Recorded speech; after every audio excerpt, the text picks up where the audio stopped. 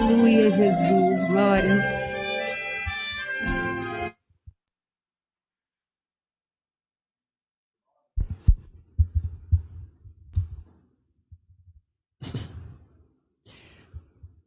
Mais uma vez, que essa maravilhosa graça e a paz do Senhor seja com todos nossos amados irmãos aqui presentes e também aqueles que estão online, né?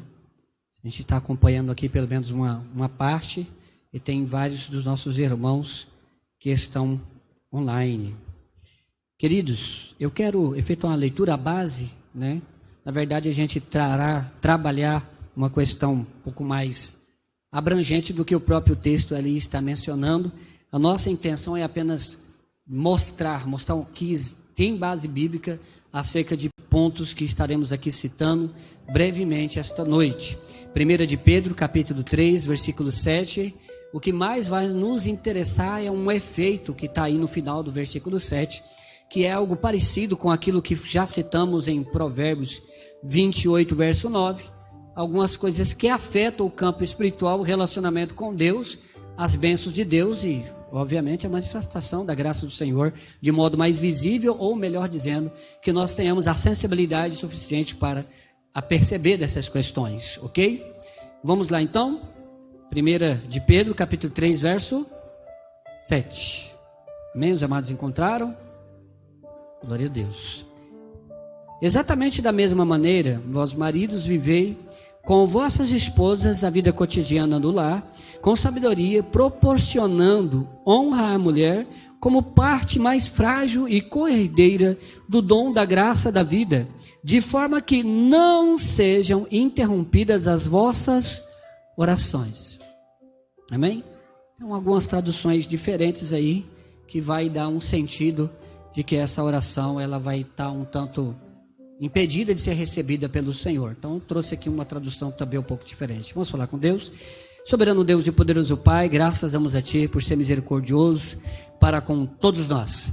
Somos muito, muito felizes pelo Senhor ter nos permitido estarmos reunidos na Tua casa de oração mais uma vez, aqui, Senhor, nesta pequena e bela cidade, para refletirmos acerca da Tua palavra e podermos aprendermos, lembrarmos, recordarmos e assim estarmos inteirados da instrução bíblica do Senhor acerca deste assunto que em muitos casos se torna um verdadeiro campo minado, mas o nosso objetivo aqui é ser simples, mas não ser simplório, é sermos, ó Pai, objetivos, contudo, não sermos, ó Pai, negligentes com a sua verdade. Instrua-nos, ó Deus, para que saiamos daqui com a compreensão adequada, minimamente do ponto mais básico e elementar, que a partir dele possamos construir o nosso relacionamento com bastante firmeza no Senhor, dando, ó Pai, a legalidade espiritual cabível para a atuação completa e gloriosa do Senhor sobre a Tua igreja e os Teus servos,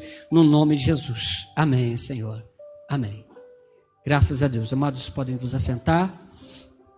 Quero iniciar recordando uma questão. De vez em quando estamos tocando nesse assunto que tem correlação com o bojo da ideia de batalha espiritual, mas surgiu na minha mente ali uma preocupação, porque lá no começo a gente disse e reafirmamos: tome muito cuidado ao partir de pesquisas, seja na internet ou livros de qualquer literatura que vá por esse caminho, por um simples motivo, porque infelizmente eu havia esquecido de mencionar, e por isso surgiu no meu coração essa preocupação.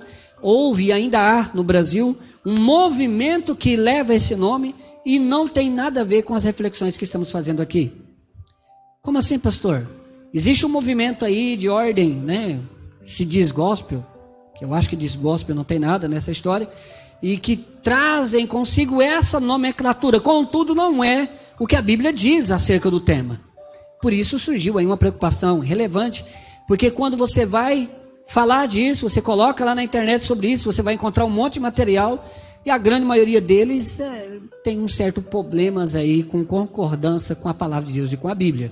Portanto, enaltecemos e reafirmamos alguns pontos que trazem nesse bojo, que já falamos outrora, que não tem a ver com isso, e não é a nossa primícia, não é o nosso objetivo. Falamos sobre demônios territoriais, não entramos no assunto, apenas citamos e dizemos, isso não é bíblico.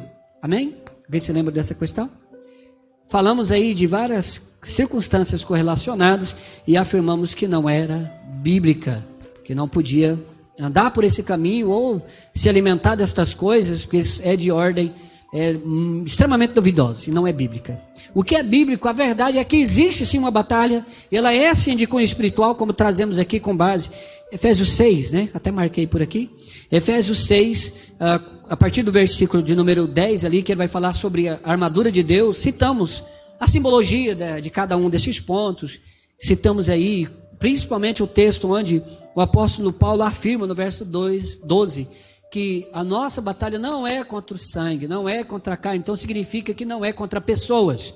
Contudo, o inimigo usará pessoas, influenciará pessoas, para que as coisas fiquem um tanto mais que difícil, né? Vai atrapalhar as nossas vidas, a nossa vida secular, nossos relacionamentos de um para com o outro, relacionamento intimista ou não, nosso relacionamento para com Deus, porque isso tem tudo a ver com o nosso relacionamento com Deus. Haja vista que marido e mulher estão brigados, é uma dos compêndios que nós temos aqui no texto, estão brigados ali, um não fala com o outro, está de mal, ou no outro, eu vou lançar a mão de uma questão que está lá, que Paulo chama atenção e dá algumas instruções, que está lá em Coríntios, né?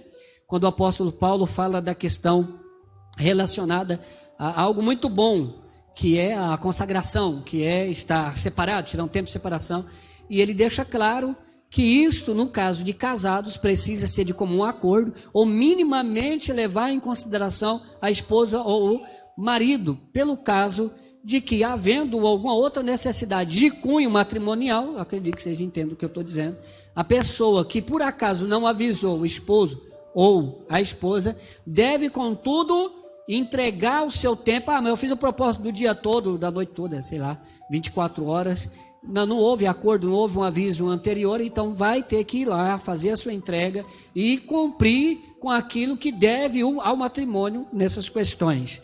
Por quê? Porque Paulo já avisou que qualquer outra circunstância, a não ser em comum acordo por essa questão, ou até mesmo de cunho relacionado à saúde, é pecado. Irmão, geralmente as mulheres assustam e regalam os olhão com essa questão, né? Mas é bom falar sobre isso. Não estou entrando em minúcias da questão. Mas pastor, você vai falar de legalidade espiritual? Já estou falando. Parece que não, né? Mas já estou falando, irmãos. Mas aí com relação ao filho, irmãos, afeta o relacionamento com Deus? Totalmente. Totalmente. Nós lemos, por exemplo, a relação com a Bíblia e com a palavra de Deus, que está em Provérbios 28, versículo 9 ali, lemos que aquele que desvia os seus olhos da palavra do Senhor, aquele que negligencia, aquele que não quer, aquele que rejeita, qual que é a suma lá? Até as suas orações diante do Senhor se tornarão abomináveis. Haja visto que aqueles que têm algum respaldo bíblico, vai usar esse respaldo na hora da oração. Vamos aplicar isso aqui, mas não vamos ser negligentes com o texto, porque aquele que não tem conhecimento, ele vai colocar Deus contra a parede, ele vai exigir coisas, vai pedir coisas que a Bíblia declara que não é bom para ele nem para ninguém, como por exemplo, já contei aqui várias vezes, vou recordar, né, que eu tive uma experiência no início da minha volta, né, para a carreira cristã. Para quem não sabe, nasci quase num berço evangélico, meu pai se converteu, fui criado num berço evangélico, depois meu pai faleceu, fui ficar com minha mãe, que a minha mãe não era cristã naquele período, durante alguns anos, e quando eu estava na luta para retornar para o caminho do Senhor, que eu senti muita falta de Deus, e falei, eu preciso de Deus, reconheço isso, sou chamado pelo Senhor, eu preciso voltar por esse caminho, e então eu estava visitando igrejas, procurando uma igreja que de fato tivesse um cunho mais bíblico, um respaldo mais bíblico, e é uma das importâncias de ensinar a criança o caminho que eu deve andar, porque eu ia nas igrejas, de vez em quando falava os negócios, que eu coçava a orelha e falava, eu acho que não é desse jeito, porque eu não tenho lembrança de um negócio tão absurdo como esse, né? Aí a gente tinha aquela biblinha pequenininha em casa, mas não deixa de ser Bíblia, vamos ler, vamos procurar, e descobrimos pela própria palavra do Senhor que tinha algumas coisas que não batia de jeito nenhum. Graças a Deus eu encontrei esta dita e abençoada igreja Adventista da Promessa, em que a grande maioria das vezes que eu fui, não encontrei, pelo menos não ouvi nada tão absurdo, e tudo era de acordo com a palavra do Senhor, conforme eu já havia aprendido desde pequeno, e eu falei, achei meu lugar, e não era a igreja mais bonita, não era a igreja com mais número, não era a igreja que tinha lá tanta coisa, Não tinha nem, os bancos não tinham esse, às vezes a gente reclama do nosso banco, né? A igrejinha lá era só o banco. Sabe aquele que não tem onde você escorar? Não tinha lugar para o povo cochilar, não, irmão. Glória a Deus, né? Se cochilasse, caía de costa, porque não tinha lugar para escorar, não, né? Então foi ali que a gente reiniciou a nossa carreira, glorificamos ao Senhor por isso, e estamos aqui porque o Senhor confirmou o seu chamado. Diante dessa, todas essas circunstâncias, nós encontramos essa necessidade de ensinar a criança, porque se tem algum respaldo bíblico, se tem alguma questão bíblica gravada no seu coração, quando ouvir alguns mistérios aí que tem por aí, que diga-se passagem, que são verdadeiros mistérios, porque quando está na Bíblia já é revelado, não é mistério, né? Está escrito na Bíblia, é revelado, então não é mistério. As pessoas dizem alguns mistérios aí, a coisa complica, porque não está na Bíblia, e aí diz que é revelação de Deus, e aí complicou um pouco mais ainda, né? Ficou um pouco mais difícil a situação. E então, a pessoa com esse respaldo, ela não vai orar, como por exemplo, um pastor que brigou com outro, Senhor, mostra para ele que eu estou certo, põe um câncer nele. Acho que não precisa nem explicar muito numa situação dessa. E para pior ainda, o de lá ficou sabendo disso, Senhor, mata ele, porque daí ele vai parar com esse negócio. Eu acho que o Deus desse camarada não é o Deus da Bíblia que eu conheço, pelo menos. Deve ser outro, de alguma outra ordem. E a minha Bíblia diz que não tem outro Deus, a não ser o Deus que ela mesma apresenta. Aí eu fico mais na dúvida ainda. Que Deus é esse que esse camarada conhece, que eu não conheci. E não quero ter o prazer de conhecer também. Longe de mim, melhor, né? Por que tudo isso, irmãos? Porque faz parte dessa questão de legalidade espiritual. A pessoa chega diante daquele que ele acha que é Deus, que com seu falta de entendimento acertou algumas coisas, e fala coisas, e esboça coisas, e obriga coisas, oprime, e não tem respaldo bíblico, aí é complicado. O que vai acontecer? Quem que vai agir? O espaço é de quem para agir numa situação dessa? Falando, ensinando, pregando coisas que não são de acordo com o Senhor, um milagre acontece. Dá para ter uma certa dúvida. Deus, por sua graça e misericórdia, pode sim realizar milagre, Deus pode curar, fazer tudo por graça e por misericórdia, não por entendimento ou uma petição adequada, como o nosso querido Tiago nos afirmou, pedes e não recebe porque não sabe como tem pedido.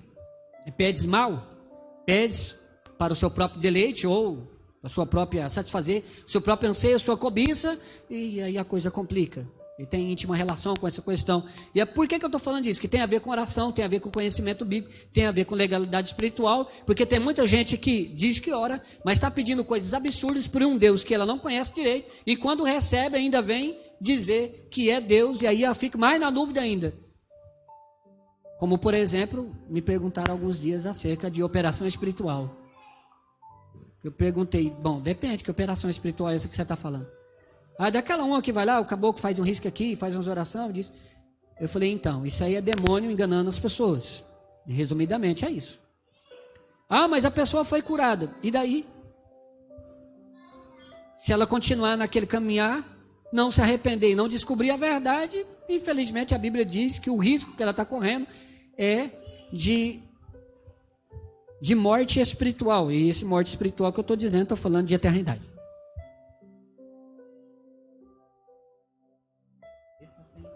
Esse aqui está sem volume ainda. Oi, muito bem. Eu acho que a pilha desse está acabando, né? É por isso que estamos trocando aqui. Vamos lá. Ou a voz está muito feia, precisa trocar para ver se melhora, né?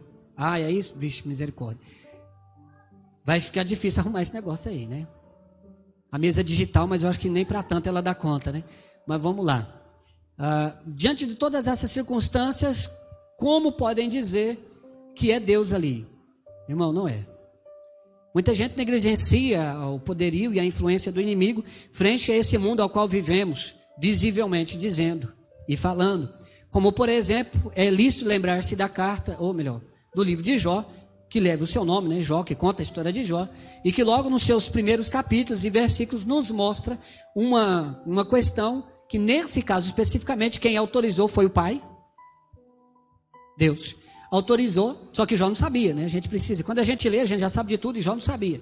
É bom lembrar que Jó não sabia de nada, só ficou sabendo lá no final. Então no começo Jó não sabia de nada, mas era um homem íntegro, fiel, que se desviava do mal e que buscava ser verdadeiramente o sacerdote do lar, que é o que nós, maridos, pais e responsáveis pelas nossas casas e famílias devemos ser ao compêndio de toda a nossa vida, porque ele ministrava sobre os seus próprios filhos, orando por eles. Naquela época era sacrifício, executava esse sacrifício, e pedia ao Senhor que perdoasse os seus filhos, se acaso algum pecado houvesse cometido. Ele nem sabia se tinha cometido, mas a obrigação dele era ministrar sobre a sua casa. Isso é importante, um ensino importante. Mas esse homem recebeu ali um olhar invejoso às vezes o pessoal da internet não sabe, mas eu não gosto de falar diabo, então eu falo rabudo, né? Mas do rabudo, e o rabudo foi, naquele período ainda havia, é bom se dizer, que ainda havia aí um pressuposto de que ele pudesse ir com os filhos de Deus, aí está se referindo aos anjos, diante do trono do Senhor ainda tinha ali alguma espécie de diálogo, e o Senhor então autorizou, e o inimigo veio e fez um estrago tremendo. E parte desse estrago, ele conduziu, influenciou pessoas para que roubassem, né, propriedades de Jó. Ele dominou o vento, ou seja, questões da natureza, e derrubou aquele barracão todo, né, sobre os filhos de Jó. E para ficar melhor ainda, ele também controlou as questões aí que não é nada normal, caiu fogo do céu, pedras, e matou parte, né, da propriedade de Jó. E para ficar um pouco melhor ainda, ele vai com a autorização de Deus. É sempre lembrar que com a autorização do Senhor, porque nós vamos falar de algumas questões logo mais. Estou ansioso para falar disso, eu estou quase falando agora, calma. Então ele vem e toca em Jó, e Jó então fica muito enfermo, chagas e tumores e tudo que você possa imaginar. Só que Deus afirma que não era para tirar a vida, então significa que ele iria sofrer pacas, mas a vida ele não iria perder. Então tudo isso está ali, sobre o livro de Jó. Mas tem alguma coisa a ver com legalidade? Tem, porque Deus permitiu. Então tem algumas ordens sobre essa questão aí, permissão de Deus, no sentido de permitir mesmo, e outra questão que tem relação também conosco, com as nossas ações, com nossas aberturas. Portanto, é bom se dizer, e quero dizer já agora, que existe uma grande diferença entre aqueles que creem, que servem, que verdadeiramente são convertidos, e aqueles que não são, ou aqueles que imaginam que são, mas foram convencidos pelo sistema e pelo costume, e realmente não se converteram, não tiveram um genuíno e verdadeiro encontro com o Senhor. Aí tem um perigo muito grande. Alguns dias, segunda-feira eu acho que eu estava conversando com algumas pessoas, eu sei que o irmão Ronaldo estava, não me lembro outra pessoa que estava ali. O irmão Laurindo, né? Nós falamos um pouco sobre isso, né, irmão Laurindo? Sobre essa questão especificamente. E citamos ali algumas súmulas. Na Bíblia, por exemplo, você não vai ver em momento algum aqueles que se converteram genuinamente possesso. Jamais. Eu sei que as experiências do povo e da história da igreja, ainda mais no Brasil, nós temos aí pessoas que, né, pela história, mas fulano era crente e ficou possesso depois de sei quantos anos. Crente, né? Eu acho que vocês já entenderam o pressuposto que eu citei antes como regra, que a verdadeira conversão, o selo de propriedade do Espírito Santo, onde o Espírito Santo do Senhor habita, não há espaço e jamais haverá para uma possessão. Lembrando, querido, que possessão é totalmente diferente de influência, de tormentos, de setas e dos dias maus, é diferente, ok? Possessão é o domínio total da mente e do corpo, onde que a pessoa, quando acorda ou volta a si, ela fez um monte de coisa, falou um monte de coisa, foi para um monte de lugar e não lembra absolutamente nada. E não é amnésia. É uma situação em que ela não tem o domínio. Quem o dominou? O inimigo. Por que exatamente isso acontece? A Bíblia também se cala. Aí vem as perguntas, né? Mas por que então acontece? A Bíblia acaba não citando totalmente. A Bíblia se cala, meio... Vou usar aqui um termo, né? Ela não tanto que tímida quanto a isso, porque ela não nos revela motivo, ela apenas diz que acontece, mas também revela que não houve nenhum crente na história genuíno que passou depois de convertido por esse estágio. Então, existe uma questão bem interessante aí. Você é crente genuinamente convertido pelo Senhor, se entregou realmente ao Senhor com todo o seu coração, não precisa ficar com medo do inimigo, como aquele pastor que infelizmente, em um deslize, fez um negócio que é real, aconteceu de verdade, mas até hoje até parece que é piada. Ao entrar numa cabaninha que é um pouco baixa, ele era grandão, foi expulsar o rabudo de uma vida de uma jovem. E ao expulsar ali, né? E nós, pastores, de vez em quando criamos essa mania, um ergue o braço, o outro coloca para cá e tal. E nesse caso ele resolveu erguer o dedo para cima. E não é que tinha um soquete sem lâmpada no meio daquele lugar. Então quando ele expulsa, sai dela, e ele toca o dedo, né, dentro do soquete que por acaso estava ligado. Então ele leva um choque e ele fala, sai de mim também. Aí nesse caso dá para se perguntar, será que o pastor era realmente, genuinamente convertido? Né? Não foi eu não, irmão. Foi não. Ele apontou para... Não foi eu não. Não fui eu o artista dessa questão, né? E para que vocês saibam que pastor não é perfeito, de repente o estado emocional, as circunstâncias, às vezes as coisas podem complicar, como por exemplo, em uma determinada cidade, só vou citar a cidade, não vou citar a denominação e nem quem era o indivíduo, porque é uma boa e excelente pessoa e um excelente pastor, mas nenhuma determinada demanda ali, na cidade de Amambai, é lícito dizer que não era da nossa igreja, graças a Deus, né? Nesse detalhe. E aí então, na hora que ele foi expulsar também ali uma situação, ele acabou... estou me segurando, né, para conseguir falar certinho.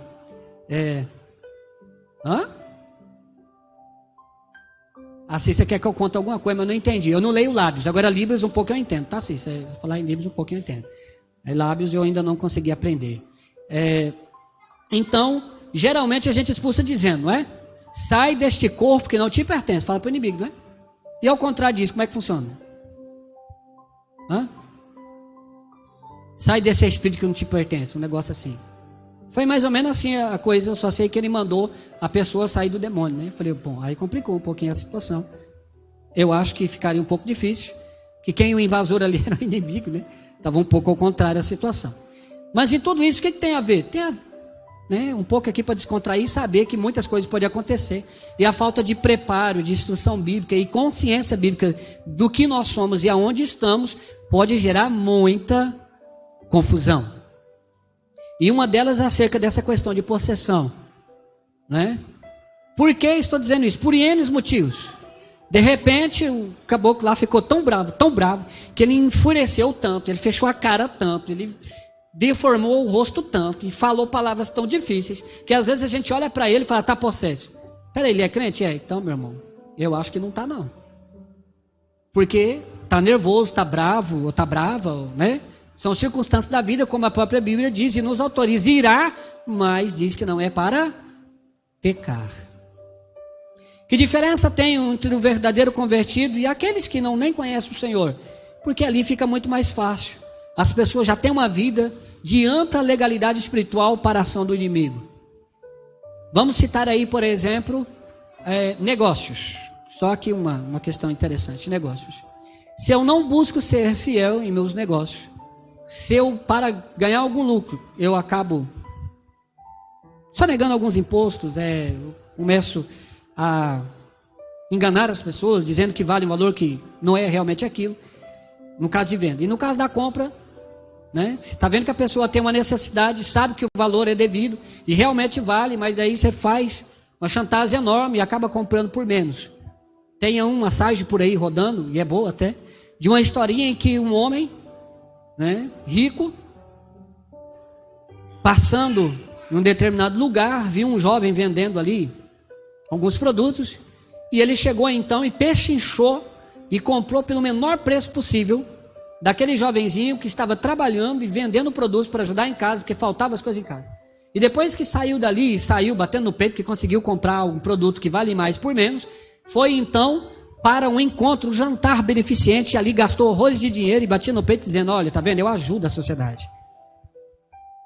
Existe um desencontro muito grande aí, porque esta pessoa tirou de quem realmente precisava para dar para uma entidade que muitas pessoas poderiam dar também. Se ele quer realmente, acha que realmente está fazendo bem, ele tem que fazer o bem. Se a pessoa realmente está vendendo algo e é devido, o valor é justo, essa pechincha, para quem tem como pagar, eu, na minha opinião, acho um tanto que pecaminosa por causa daquilo que verdadeiramente está no seu coração. E resumindo todas essas questões sobre legalidade espiritual, como eu então dou brecha ou legalidade espiritual para que o inimigo haja dentro da minha casa? Não possessão, irmãos, influência, ruínas e tantas outras coisas. O resumo é uma palavra: pecado. E agora a palavra pecado, você pode lembrar de todo tipo de pecado e se lembrar mais uma vez que o pecado é o que dá esta questão. Não é exatamente o que você diz, não é exatamente só questão de negócio, que compra, o que vende, o que faz, mas é pecado. Se tudo que você faz, diz, pensa, busca, lê, assiste, não tem relação com o pecado, ou não traz pecado para a sua mente, então você não está dando abertura ou brecha para a ação do inimigo. Ok? Mas se por acaso a gente de vez em quando se pega naquele dia que a gente pecou mais que nos outros, então é um dia que você deve buscar ao Senhor por misericórdia e por graça, para que o Senhor então abençoe a sua vida com perdão. E você busque, assim como eu, devemos buscar a não voltar mais naquelas antigas práticas pecaminosas, porque é isso que dá legalidade espiritual para o inimigo. Algumas pessoas, dentro dessa ideia de batalha espiritual, a gente precisa lembrar que tem muitos misticismos no meio dessas coisas. E o nosso objetivo não é tratar disso. Nosso objetivo não é dizer que se esse caderno aqui foi oferecido para o demônio, se eu levar ele para dentro da minha casa, então dou legalidade. Ele só vai dar algum efeito se você der pecado, se você agir com pecado. Caso contrário, não vai fazer nada. O apóstolo Paulo já nos afirmou que demônios, ídolos, não são nada para o crente. Mas que tipo de crente ele está dizendo? Que categoria de crente está dizendo? Para o genuinamente convertido, e aquele que faz como Jó, se desvia do mal e busca ter o seu prazer na lei do Senhor, que busca ter a sua mentalidade, a sua vida fundamentada, as suas decisões e escolhas na palavra de Deus. Qualquer outra ação que é contrária ou duvidosa, vem o nosso Senhor Jesus e nos afirma que nós devemos fugir da aparência do mal. E é aí que a gente poderíamos aplicar aqui centenas de coisas, mas o nosso objetivo não é esse. Nosso objetivo é trazer a súmula disso. O crente deve viver lutando diariamente, dioturnamente, contra o pecado, mas o do outro, o seu pecado. Porque o inimigo, o rabudo, é o principal observador dos tempos e da época. Se você olhar para alguns anos atrás, aquela ideia de manifestação do inimigo dentro das igrejas eram comuns em todas as denominações ditas pentecostais e até outras que não acreditavam muito nisso, o bichinho aparecia por lá também. Né? O catolicismo é muito mais antigo do que essas aí, já existia a prática de exorcismo. A palavra exorcismo tem a ver com essa questão de expulsão. Não vamos trabalhar muito o termo aqui, mas só para que a gente possa ter uma lembrança sobre essa questão. Então, havia-se essa atuação. Hoje é comum. E tem crente que tem soldado daquela época. Hoje está faltando espiritualidade porque o inimigo não faz mais aquilo. Ainda bem que não faz. Isso não é falta de espiritualidade para quem imagina que seja. Não, não é. Isso é tempos e épocas. Quem fica para trás somos nós, que não sabemos observar os tempos e as épocas para adaptarmos a mensagem do Evangelho, não o cerne, não o valor do Evangelho. Porque aquilo que é valor não pode ser negociado, os princípios não podem ser negociados, mas a maneira de aplicar, logicamente, que pode e deve ser aplicadas segundo o seu tempo e a sua época. Nós estamos aqui com a webcam, diante de mim, estou pregando para toda a igreja, mas tenho certeza que tem várias outras pessoas distantes de nós que estão contemplando e ouvindo e assistindo esta mensagem. Por que isso? Porque estamos tentando nos adaptar aos tempos e à época, para que a mensagem do Evangelho seja mais eficiente, eficaz e mais abrangente. Quando não se tem esse tipo de mentalidade e adaptação. Nossa irmã aí, por exemplo, que é professora, temos várias, que é professora e trabalha no ramo da educação, até mesmo no ramo da matemática, que é uma ciência exata, tem que se, de vez em quando, nasce um novo teorema, uma nova forma, um novo método de chegar ao mesmo resultado e talvez mais fácil do que o que era outrora. Ou a maneira de explicar e aplicar aos seus alunos. Então, que você vem com aquela metodologia muito arcaica, uma linguagem muito arcaica, metodologia muito arcaica, alguns de seus alunos vão olhar para você e vai dizer: não gosto desse professor. Então a avaliação diante dos alunos, diante da escola, vai ficar a desejar. E o risco, né, se torna um pouco maior.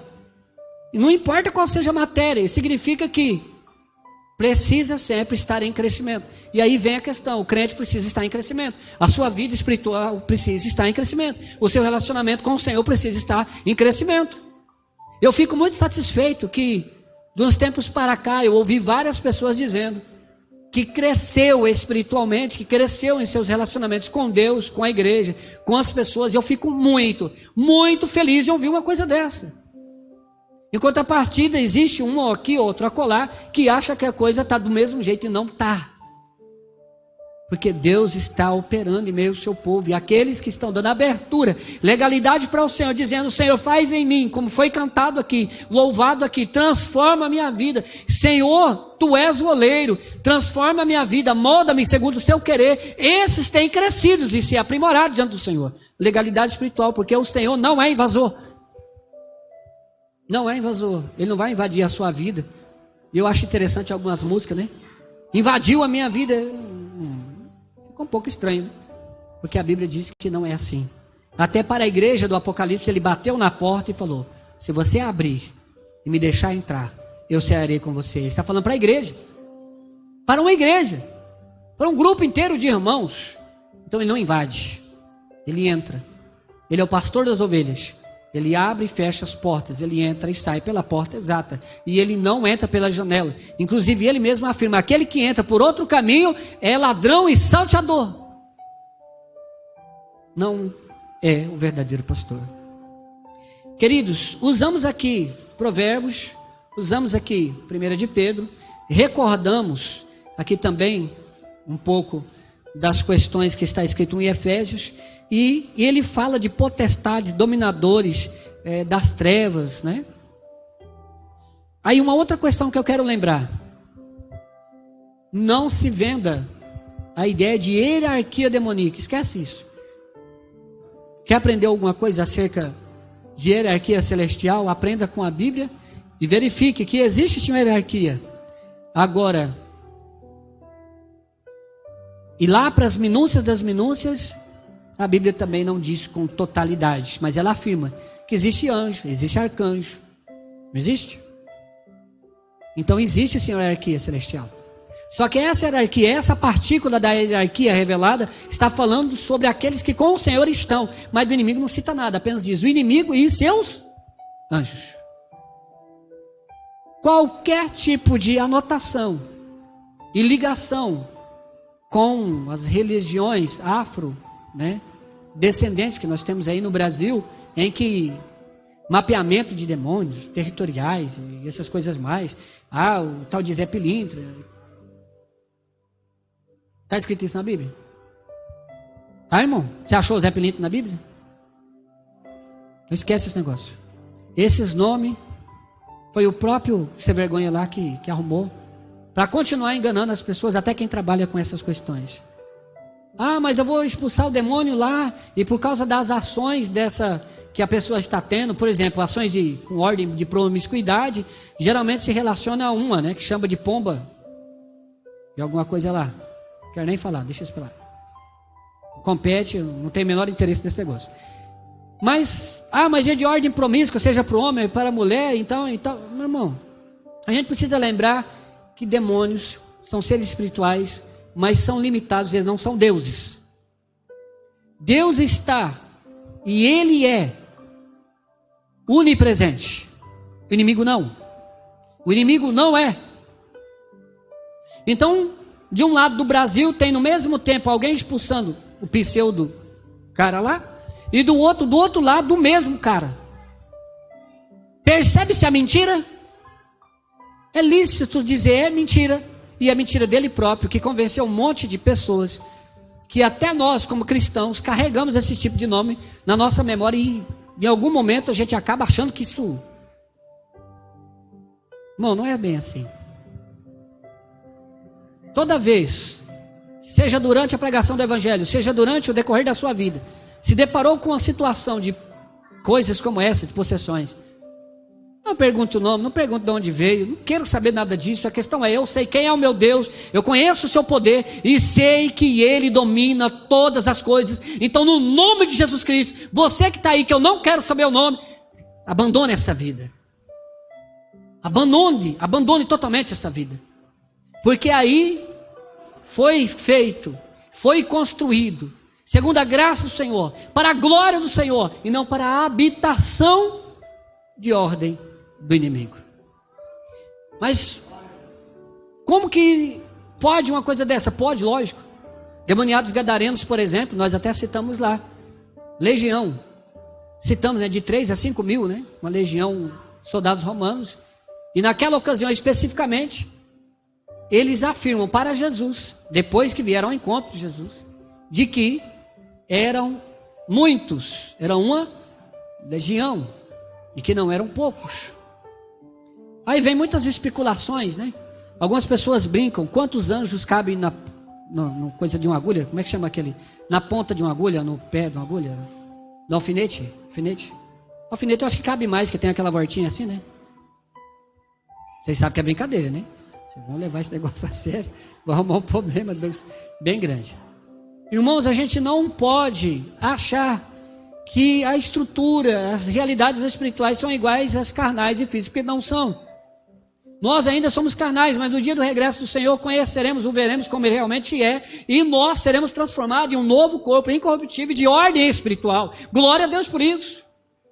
Aí então talvez lá teremos alguma noção de como é que esse negócio funciona. Porque o espaço é uma coisa que existe para nós, e não exatamente para eles, né? Portanto, para o Senhor. Portanto, amados, legalidade espiritual. Vamos recapitular.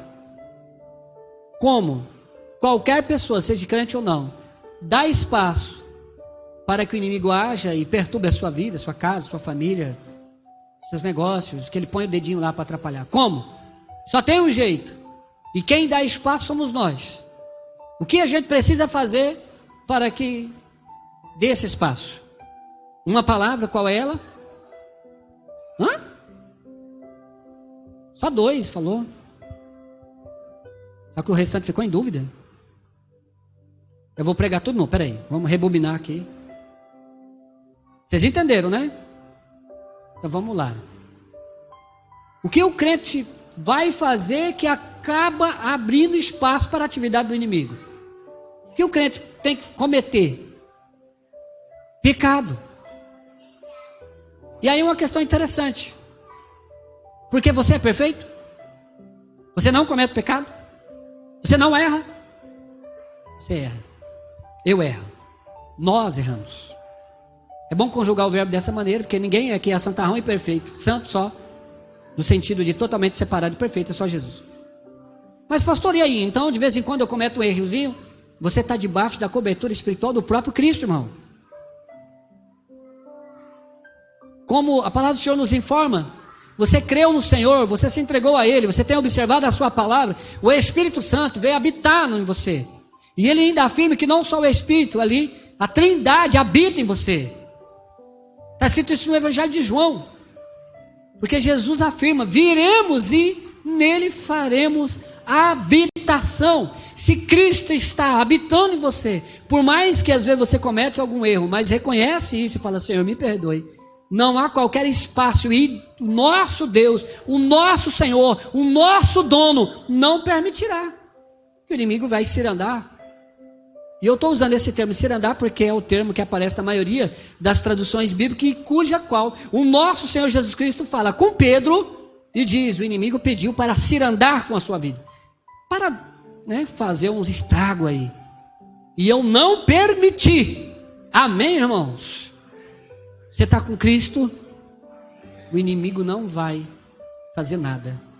E se alguma coisa acontecer, é porque Deus permitiu, e Deus, que é o seu dono, permitiu até certo ponto, e Ele tem objetivo com isso. Vamos lembrar da questão da vida com propósito? Ele permite sim, como permitiu com Jó, e Ele tinha propósito em Jó, e propósito também para conosco, que aqui estamos e conhecemos a história de Jó, amém?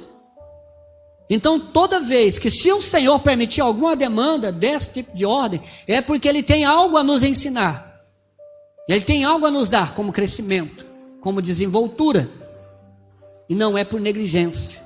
O nosso soberano pastor não falha, amém? Ele é soberano sobre todas as coisas. Tendo isto muito bem esclarecido em nossas mentes, assim espero, esteja esclarecido pelo menos essa base fundamental, que as nossas práticas, as nossas vidas, a nossa relação, nossa casa, no nosso trabalho, aonde quer que estejamos, seja o mais correto que conseguimos fazer. Porque existem pecados que a gente comete e nem sequer percebemos ou temos consciência dele. E é por isso que cada findar de período de dias é bom que cheguemos diante do Senhor e imitamos o salmista dizendo: Senhor, se há em mim algum caminho mau, se há alguma coisa que eu fiz, não percebi, e que ofende o Senhor, me perdoe. E me ajude a viver para a sua glória, me ajude a servir ao Senhor. Como pregamos aqui anteriormente, a nossa fé ela é ainda muito pequena, a gente precisa crescer muito, mas nós temos um Deus que nos dá a fé necessária para a salvação e para viver os dias, mesmo que seja o dia mau. No Senhor estamos firmados e ali continuaremos de pé, em nome de Jesus. Amém? Quero convidar os amados a se portarem de pé.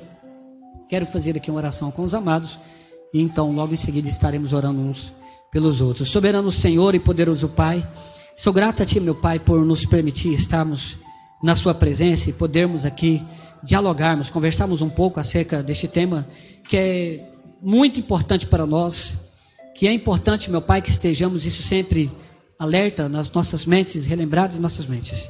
Que o Senhor continue, ó Deus, a nos instruir, que o Senhor continue a nos mostrar a sua verdade e que na segurança do Senhor, na força do seu poder, guardados na tua mão gloriosa, possamos permanecer, Pai, todos os dias da nossa vida e da nossa existência, até o grande e glorioso dia do Senhor, ao qual estaremos para todo sempre com o Senhor.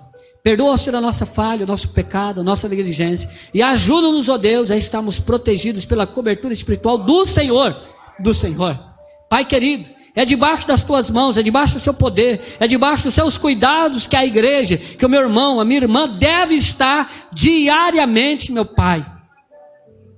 Pai querido, eu oro para que estas bênçãos sejam sobre os teus servos, que cada um de nós, ó Pai, possamos dar total liberdade para a atuação do Senhor, permitindo isso através da leitura bíblica, através da devoção, das, ó Pai, devocionais, através da oração, através da entrega, através do jejum, através, ó Pai, do reconhecimento que somos pecadores, que precisamos da sua graça, precisamos da sua misericórdia, precisamos, meu Pai, da atuação do Senhor em nós, para que nós possamos compreender, não apenas intelectualmente, mas que o Senhor possa dar ao nosso coração a capacidade de sentir, de perceber, que as nossas emoções, ó Pai, o conhecimento bíblico seja equilibrado para a glória do seu nome, porque, meu Deus, as duas coisas acabam se tornando perigosas. Portanto, nós colocamos nas tuas mãos os teus servos e a minha vida, a minha casa, o meu lar.